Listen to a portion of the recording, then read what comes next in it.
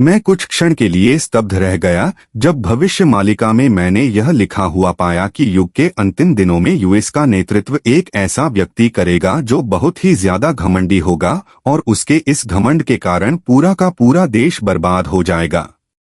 कहीं वह व्यक्ति डोनाल्ड ट्रंप तो नहीं, क्योंकि चाहे वह शत्रु हो या फिर परम मित्र या आदमी तारीफ लगाकर पूरी दुनिया से दुश्मनी मोल चुका है और जिस झगड़े से इसका कोई लेना देना नहीं उसको भी सुलझाने का झूठा दावा करता है ताकि इसे नोबेल पुरस्कार मिल सके।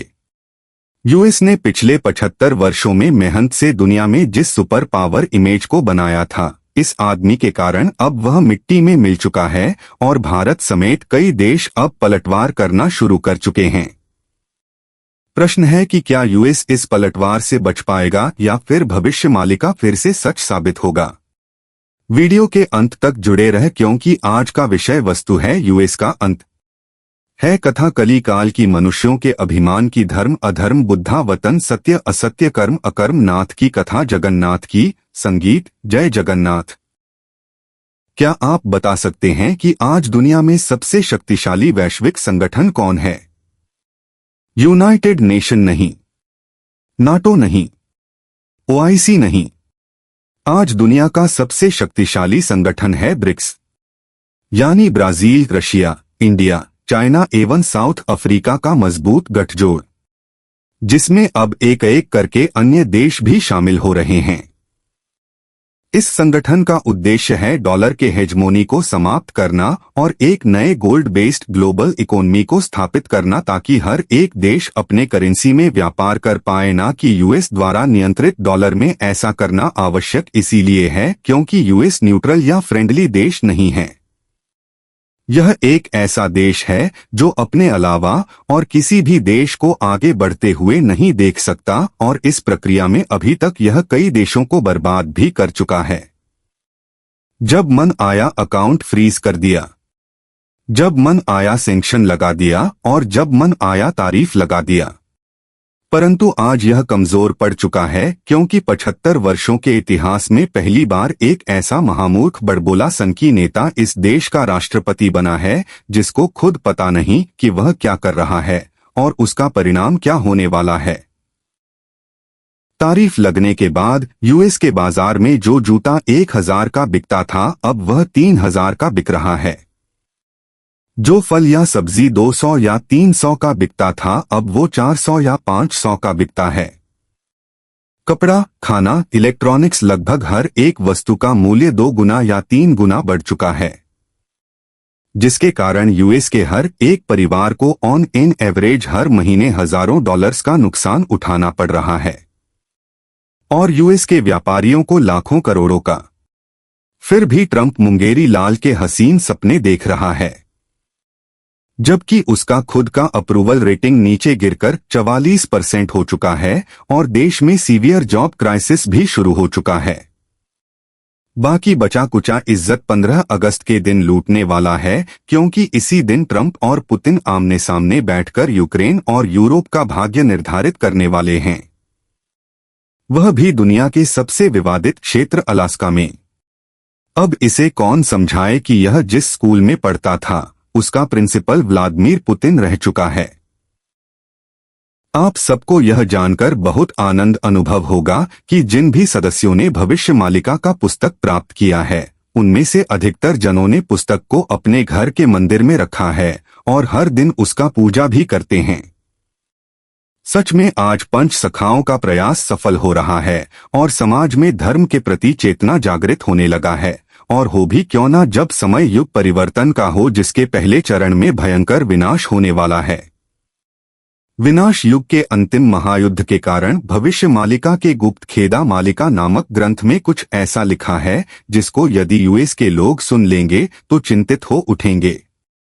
गुरुदेव कहते हैं कि विश्व युद्ध आहान रे बबरो राष्ट्र समर्पी देबे निज को निजे पथ भ्रष्ट हो राई विवेक ज्ञान भविष्यत स्थिति विवेक शून्य होन हो राई बे मति अर्थ विश्व युद्ध के आहान से बड़े बड़े राष्ट्र खुद को खुद ही बर्बाद कर देंगे। ना ज्ञान होगा, ना विवेक, ना भविष्य का चिंता, एक दूसरे को इसी प्रकार समाप्त कर देंगे। मैं आपसे पूछना चाहता हूं, क्या आज ऐसा नहीं हो रहा? चाहे रशिया यूक्रेन हो या इजराइल वर्सेस मुस्लिम देश या कंबोडिया, थाईलैंड या फिर भारत पाकिस्तान। आज दुनिया के हर कोने में युद्ध का चिंगारी भड़क चुका है। इतिहास में आखिरी बार ऐसे बड़े स्तर पर तनाव तब देखने को मिले थे जब प्रथम एवं द्वितीय विश्व युद्ध हुआ था। इससे आप कल्पना कर सकते हैं कि आज दुनिया किस ओर जा रहा है।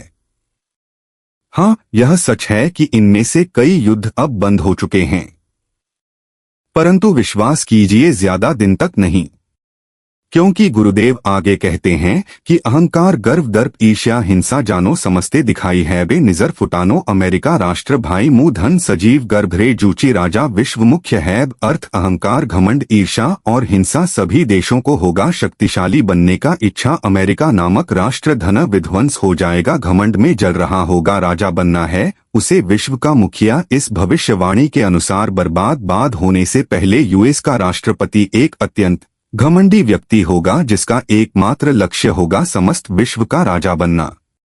अब तक तो आप समझ ही चुके होंगे कि इसमें किसके विषय में कहा गया है, और यदि नहीं तो आगे सुनिए। अगली पंक्ति में गुरुदेव कहते हैं कि धरा को मनुची सारा कुहे मुँह श्रेष्ठ उड़ाई भी पृथ्वी को करे मुँह शपथ कहारी गर्व सहन पारी बेदता जड़ाई देबे ताहा को उड़ाई बे मथा। अर्थ खुद को श्रेष्ठ और पृथ्वी को अपना जागीर समझेगा, दुनिया का बर्बादी होगा उसका अंतिम इच्छा, परंतु कल की इस घमंड को सह नहीं पाएंगे, जलाकर उसे राख कर देंगे। 1971 में भारत पाकिस्तान के बीच भीषण युद्ध हुआ था जिसमें पाकिस्तान के पक्ष से यूएस भारत पर परमाणु हमला करने के लिए आया था। पूरी दुनिया को लगने लगा था कि अब भारत नक्शे पर से मिटने वाला है, क्योंकि तब हम यूएस जैसे शक्तिशाली देश का सामना करने में सक्षम नहीं थे, जिससे भयभीत होकर यूएस अपने पलटन समेत पीछे हट गया। यानी यदि सोवियत यूनियन ना होता तो शायद आज भारत भी ना होता। और कालचक्र का अद्भुत लीला देखिए, आज उसी सोवियत यूनियन का विकसित रूप रशिया यूक्रेन समेत पूरे पश्चिम से अकेले युद्ध लड़ रहा है, और फिर से वही यूएस उसे बर्बाद करने के प्रयास में लगा है। परंतु इस बार उल्टा भारत इतना शक्तिशाली बन चुका है कि अकेले ही रूस के पक्ष में यूएस के विरुद्ध चट्टान की तरह खड़ा है, जिससे यूएस बहुत ही ज्यादा घबराया हुआ है। क्या आपने अपने जीवन काल में कभी कल्पना किया था कि यूएस जैसे सुपर पावर को भारत वैश्विक मंच पर चुनौती देगा? पर आज यह हो रहा है, बिल्कुल वैसे ही जैसे भविष्य मालिका में लिखा था। और यह तो बस आरंभ है, क्योंकि आगे जो लिखा है वह आपके होश उड़ा देगा। इस भविष्यवाणी के अंतिम भाग में गुरुदेव ने कहा है कि न्यूयॉर्क शहर ध्वंस पौधा होए भाहाकार पड़ब अथर्व निर्भेद। अर्थ न्यूयॉर्क शहर तबाह हो जाएगा, चारों ओर हाहाकार मच जाएगा। इतने जटिल भविष्यवाणी को मैंने आसान शब्दों में डिकोड करके आपके समक्ष इसीलिए प्रस्तुत किया है ताकि आप यह समझ सके कि वर्तमान क्या हो रहा है, क्योंकि सदी का सबसे बड़ा ट्रेड वॉर शुरू हो चुका है जिसका प्रभाव हर एक के जीवन पर पड़ने वाला है। कहीं पर आज तो कहीं पर कल पर पड़ेगा अवश्य। ट्रंप दुनिया को बर्बादी के आग में जलाकर उस पर अपना रोटी सेकना चाहता है, और इसका आरंभ वह भारत से करने जा रहा है, क्योंकि जल्द ही भारत दुनिया का तीसरा सबसे शक्तिशाली देश बनने वाला है, जिसके बाद इसे रोक पाना लगभग असंभव हो जाएगा।